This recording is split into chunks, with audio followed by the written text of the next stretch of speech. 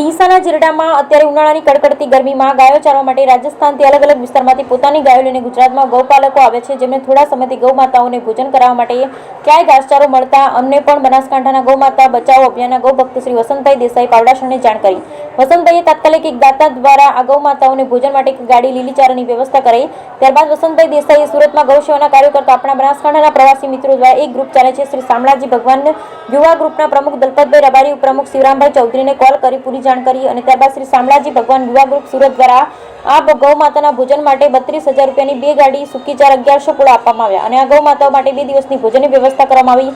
સેવાકીય કાર્યમાં વિપુલભાઈ સંઘવી અમદાવાદ, મુકેશભાઈ ઠાકોર લખાપુરા, લીલાભાઈ રબારી કંસારી અને સમસ્ત શ્રી શામળાજી ભગવાન યુવા ગ્રુપ સુરતના તમામ મિત્રોનો સાથ સહકાર રહ્યો હતો.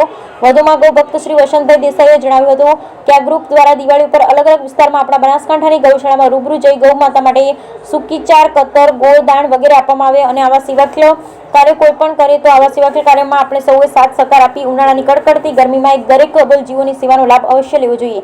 સેવાકીય કાર્યમાં જે પણ મિત્રોએ સાથ સહકાર આપ્યો એ તમામ મિત્રોનો ગૌ ભક્ત શ્રી વસંતભાઈ દેસાઈએ દિલથી ખૂબ ખૂબ આભાર માન્યો. બ્યુરો રિપોર્ટ ઘટક ડીસા બનાસકાંઠા. જય શ્રી કૃષ્ણ, જય ગૌ માતા મિત્રો.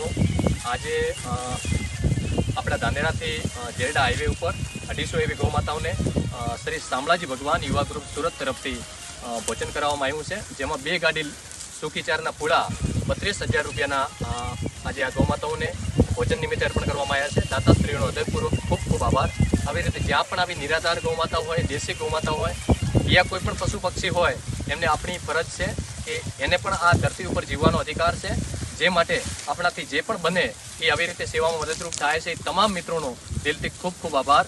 અને સાથે ગૌ માતા બચાવો અભિયાન બનાસકાંઠા વતી હું ગૌ ભક્ત વસંતભાઈ દેસાઈ પાવડાસણ આપ સૌને ખૂબ ખૂબ અભિનંદન આપું છું અને ખૂબ ખૂબ શુભકામનાઓ પાઠવું છું. જય ગૌ માતા, જય ગોપાલ.